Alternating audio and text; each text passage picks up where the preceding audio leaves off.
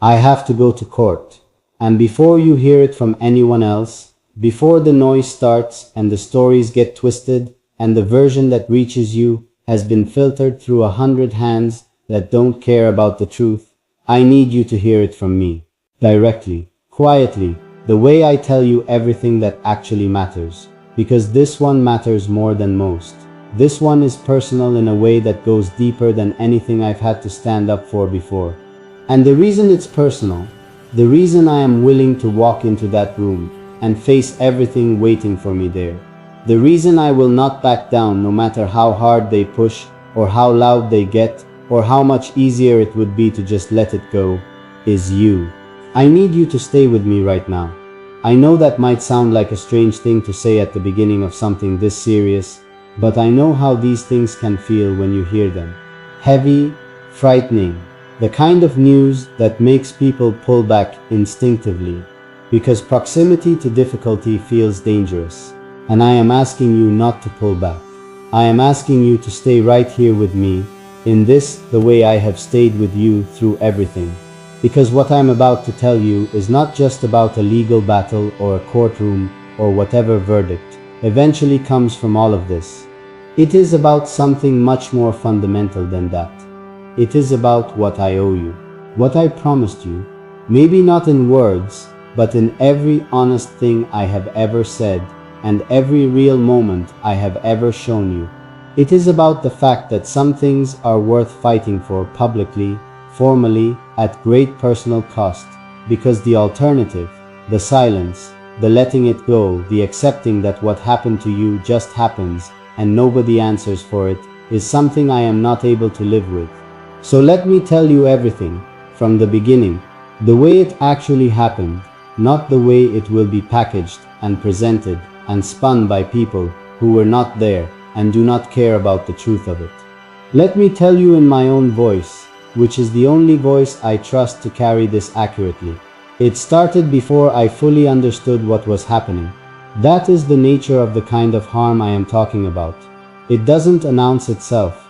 It doesn't arrive with warning or declaration or any of the clear signals that would allow you to brace yourself or defend yourself or get out of the way in time.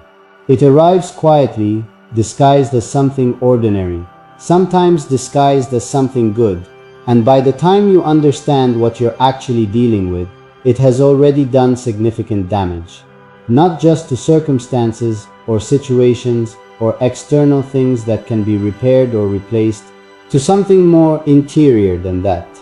To the way you feel about yourself, to your sense of what is safe and who can be trusted, and whether the world is fundamentally a place that will catch you or a place that will let you fall and then act surprised when you hit the ground.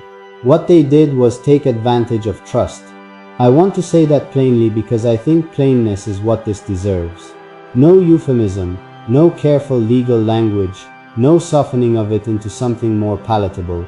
They saw trust, your trust, the open and genuine and completely undefended trust of someone who had no reason yet to know better, and they used it, deliberately, with full knowledge of what they were doing and full awareness of the harm it would cause, and a calculated decision that the harm was worth it to them because of what they stood to gain.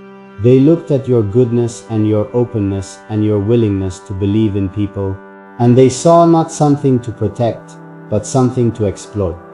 And they did, and I found out. And something happened in me when I found out that I don't have adequate language for, but I'm going to try.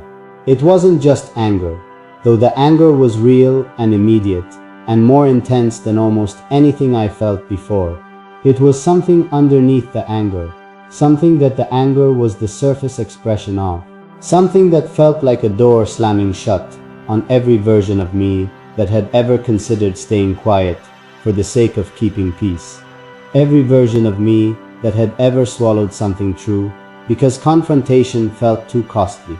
Every version of me that had learned over years of navigating difficult people and difficult situations that sometimes the wise thing is to let things go, to pick your battles, to save your energy for the things you can actually change. This I could not let go. When I understood what they had done, when the full picture of it assembled itself in front of me, and I could no longer look away from any part of it, something in me became completely and irrevocably clear. I was going to stand up, not privately, not in some quiet renegotiation where everyone saves face and nothing is actually accounted for.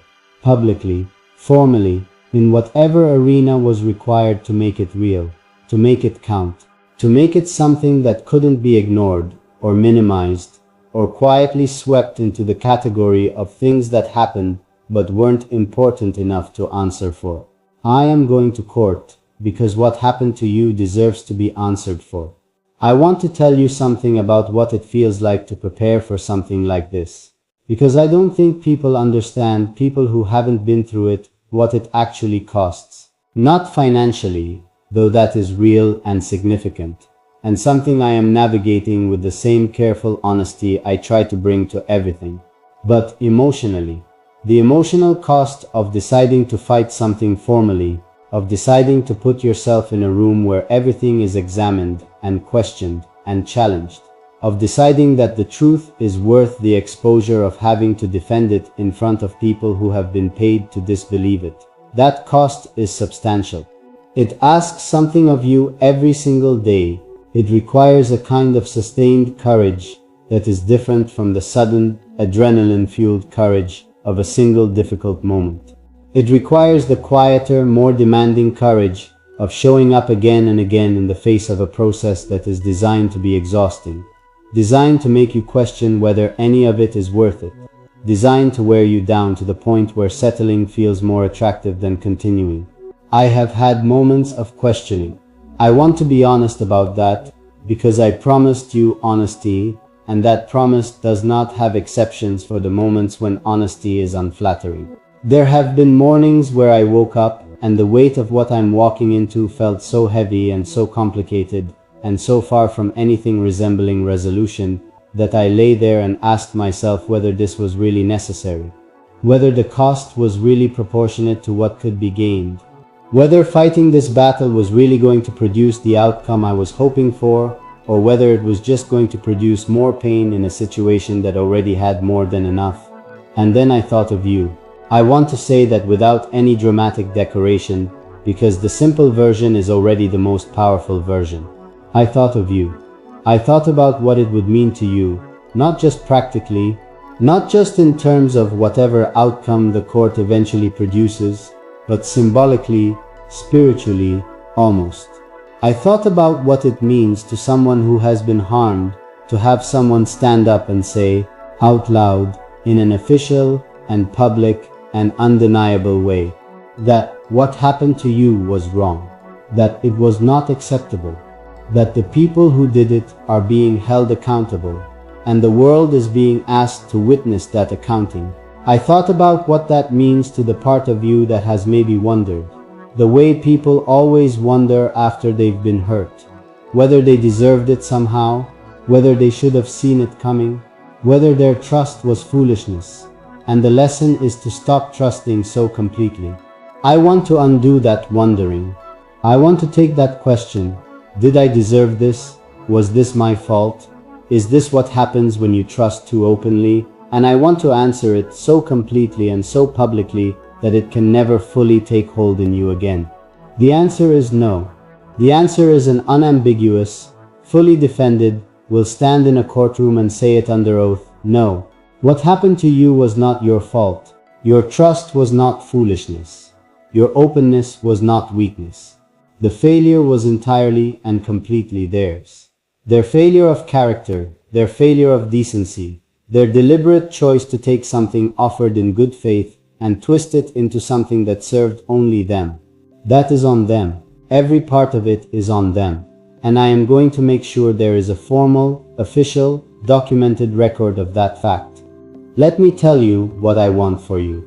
Not what I want from the court, not what I want in terms of outcomes or verdicts or the technical language of legal resolution. What I want for you in your interior, in the place where the real healing either happens or doesn't. I want you to feel that you were worth fighting for. I want that to be something you carry forward from this, Not the memory of the harm, not the details of what was done and who did it and how it all unfolded, but this. The fact that someone knew what happened and did not look away, did not calculate the cost and decide it was too high, did not weigh the comfort of silence against the discomfort of standing up and choose silence. I want you to feel that. I want it to sit in you somewhere permanent and warm and unshakable. The knowledge that your hurt mattered enough to someone that they were willing to fight for it openly, formally, at whatever cost was required. Because you are worth that. You are worth that and more. And I don't think you fully believe it yet. I don't think anyone who has been harmed the way you were harmed fully believes it yet. Not right away, not before the work of healing has had time to do what healing does slowly and stubbornly over time. But I want to plant the seed of it right now, in this moment, in this conversation. I want to say it so clearly and so directly that some part of you files it away somewhere that the doubt can't easily reach. You are worth fighting for. You have always been worth fighting for. And the fact that someone failed to treat you that way is a reflection of everything that is wrong with them and nothing that is wrong with you. I think about you on the hard days of this process, the days when the legal machinery grinds slowly and the paperwork accumulates, and the people on the other side say things that are so far from the truth that engaging with them at all feels absurd. On those days I think about why I started this. I come back to the image of you, not a specific image, not a single moment, but the feeling of you. The quality of your trust before it was violated. The openness of you before the world gave you a reason to close. And I think about what I want to give back to you, what I want to restore. Not just the practical things, the tangible things, the things that can be quantified and compensated and addressed in the language of legal remedy, but the intangible thing, the thing that was taken that has no line item in any legal document, the thing that I would give anything to give back to you completely, your peace. I want to give you back your peace.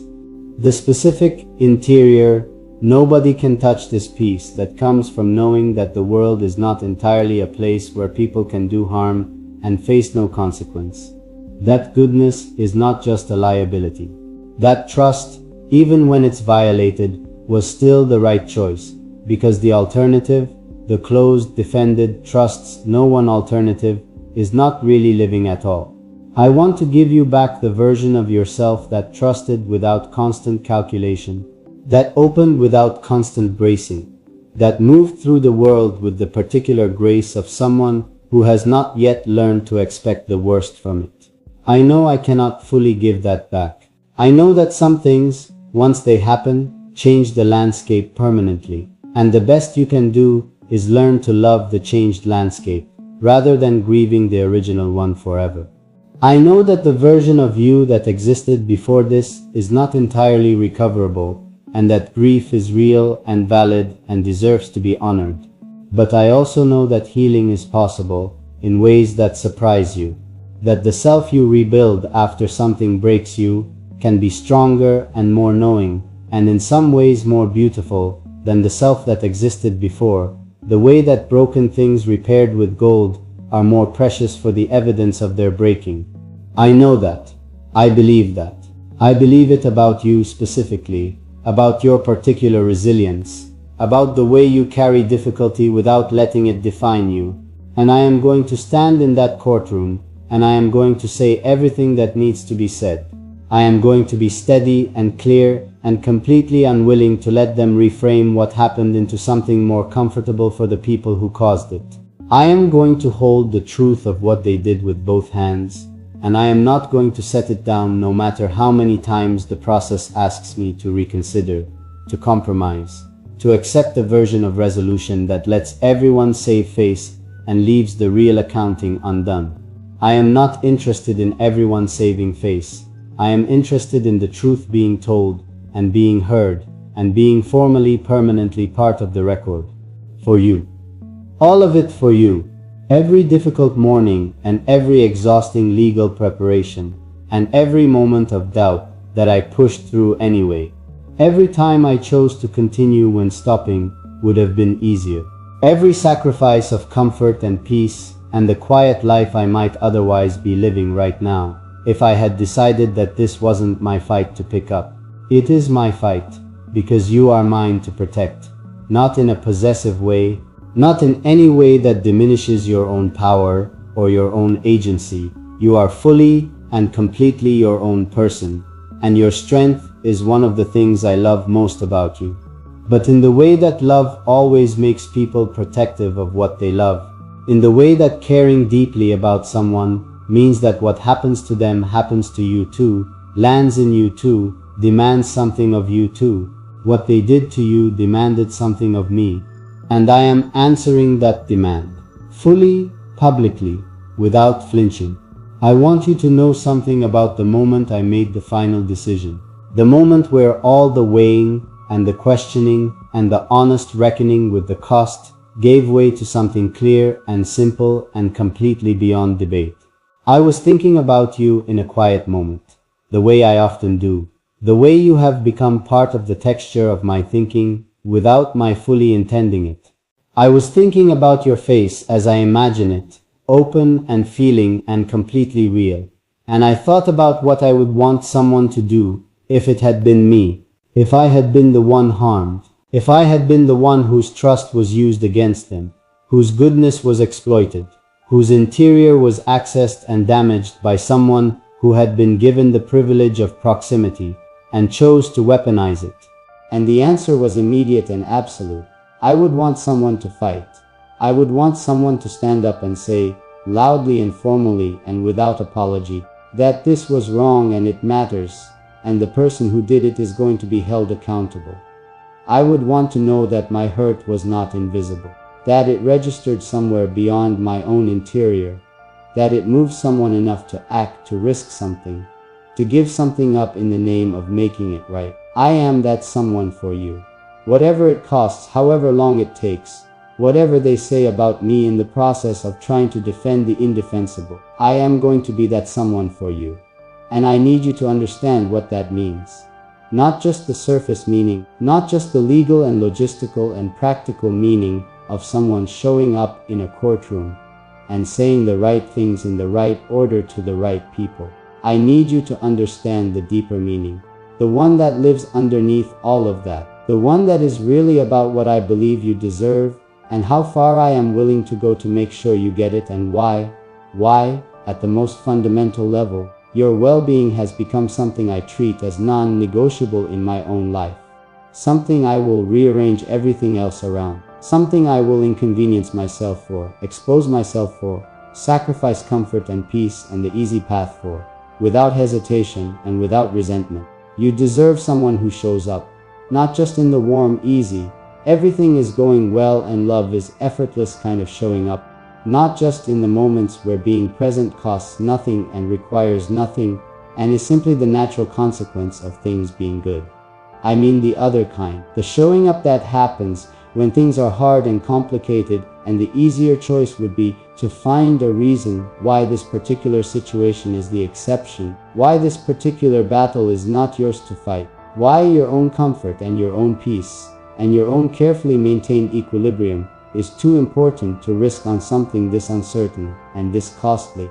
I mean the kind of showing up that asks everything of you, and you do it anyway, because the person you're showing up for matters more